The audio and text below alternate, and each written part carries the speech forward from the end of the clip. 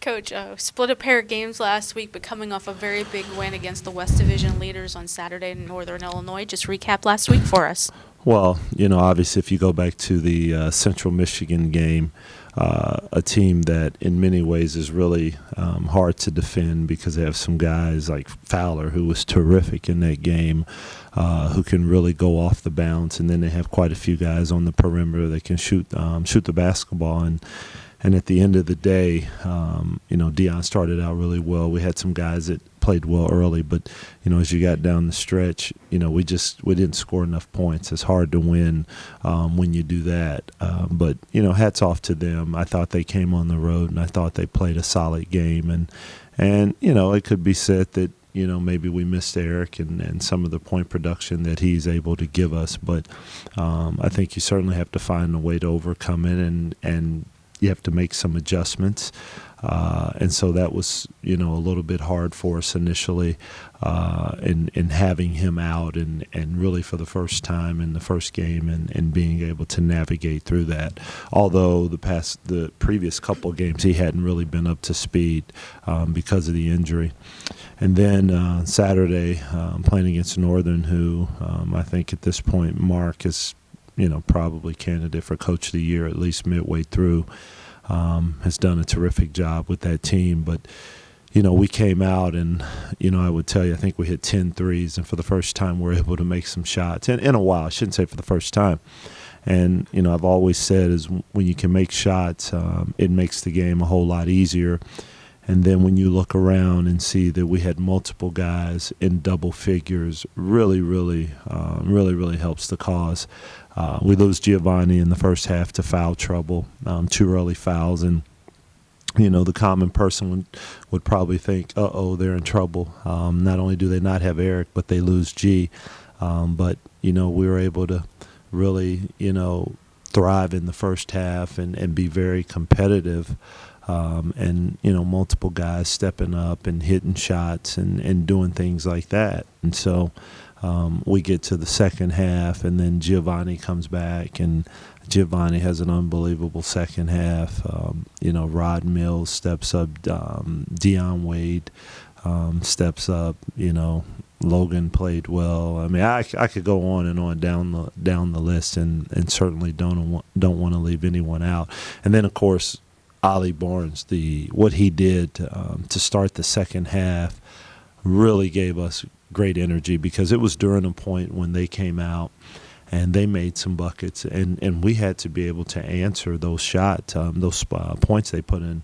And Ollie hit a couple of threes that I didn't realize at the time were actually that deep until I saw him on film as I was watching film on Saturday night. And I mean, the first one was right in front of me. I literally could have touched him. So happy for him to be able to get that confidence. And I think, too, not only did he bring confidence to the group, but he brought energy to the whole team and watching the bench on film and doing those things. So I thought there were times during the game that Northern came back, made runs. Marshawn Wilson was terrific, their freshman.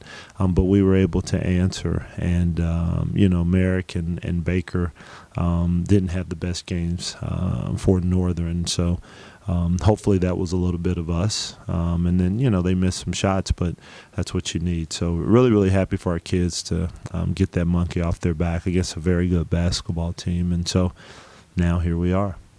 You talk about that second half, without Eric Washington for the second straight game. You lose Zach McCormick, your backup point guard, late in the first half, without G for most of the first half. What was said at halftime, and maybe comment on the fortitude of this group to go out and finish a second half, which we hadn't seen for a little while? Well, I mean, I think, first of all, there's no secret that we've been bitten by the injury bug a little bit, but you have to be able to overcome that. Now, we don't have Eric, and then, kudos to Zach McCormick. Zach McCormick has dealt with injuries the entire season, whether it was the knee or the back, and so, I mean, I don't think we've had Zach in practice a week straight all year. I can't remember. Maybe he has been, but that's it. And he's navigated through it, and then of course he was out here just the past 2 weeks because of the back, and now it's first game back. and the kid gives his body to take a charge when I know and everyone on the team knows what he's dealt with that back. And to sacrifice like that, I think that was a message to the team also. But, you talk about halftime, and one of the things I said is, okay, here we are. We know we don't have Zach. We don't have Eric. So we're going to have to make a few adjustments, but we're going to have to take care of the basketball. One of the things about having G and Willie also is that obviously when you go back in G's career, G played the point early in his career, and G actually knows all of the actions from the point. Willie's played some point. Willie was our third point guard, I want to say, last year, and the year before maybe it was the second one or the other. But so he's been in that position, and so having G, Willie, and Ali out there together, they're sort of able to navigate the spot and try to get us in the right sets and everything else. But I think our group came together. I think sometimes when you lose someone and you're not getting them back, you just got to figure it out. And I think that's how the team went about it. And so, like I said before, here we are. Certainly we won't have those guys tomorrow. But we'll have to figure out how to go on the road, win, take care of the basketball again.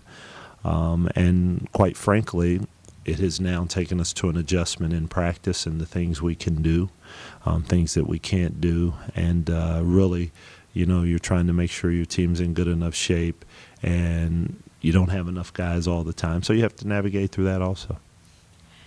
Giovanni McKnight, kind of the glue in that second half, whether it's scoring points or assists or defensively. Did a lot. Talk about his impact. Well, we were watching tape, and I told G there were a couple times we ran some actions for him, and quite frankly, he's drawing attention, and he could have forced shots, and he pitched it.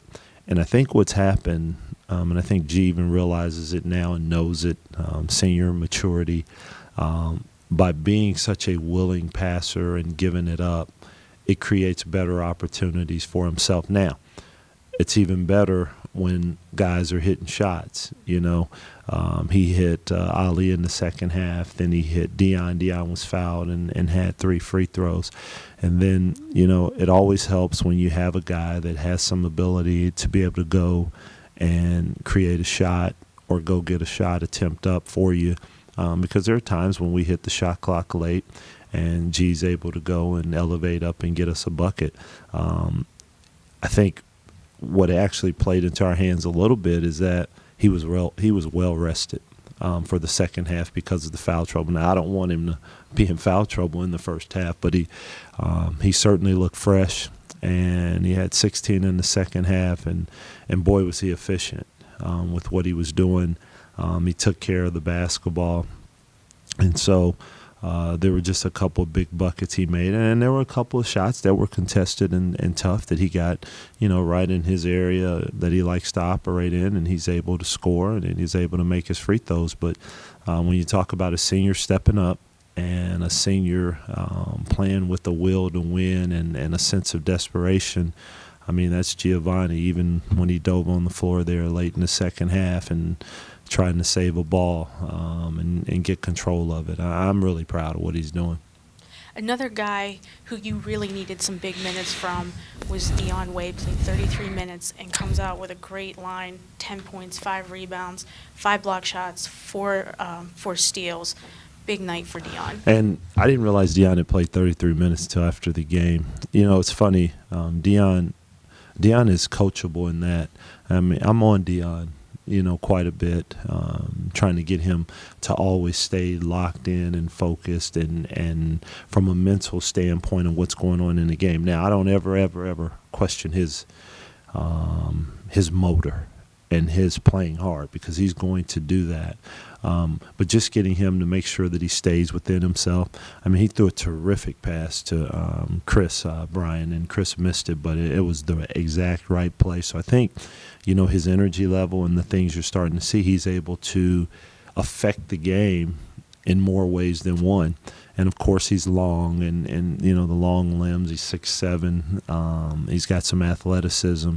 And then he made some shots. And it was good to see him to make those shots, because I think it brought some confidence to him. So he stepped up, was terrific. I thought Logan McLean was really good. Logan, one of our injury guys, we got Logan back for that game, and that was his first game back, and Logan had 7 points.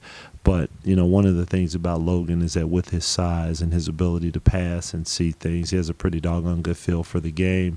It really, really enhances us, particularly in the post area, and someone with that size that has the ability to pass.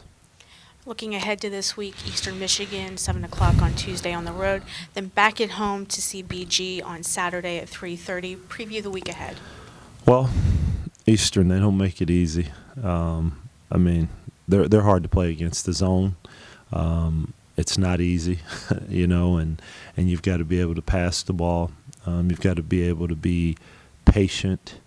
You got to be able to knock down shots, get good opportunities. And in many ways, you sort of have to get out there and get a feel for it and do those things. But, we were there last year at the end of the season and just lose a tough one.